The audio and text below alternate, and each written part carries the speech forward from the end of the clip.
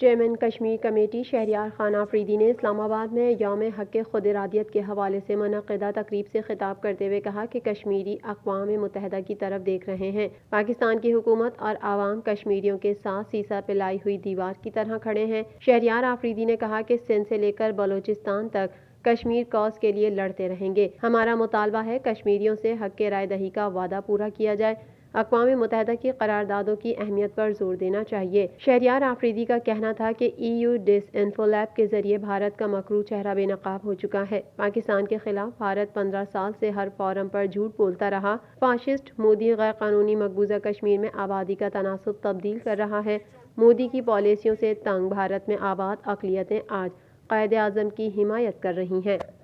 مودی نے اگر master stroke کھیلا ہوتا تو آج ہندوستان کے تمام مسلمان، تمام اقلیتی اور تمام کشمیری اور ایون سکھ آج کیا کہتے ہیں کہ جناح صحیح تھے اور ہم غلط تھے۔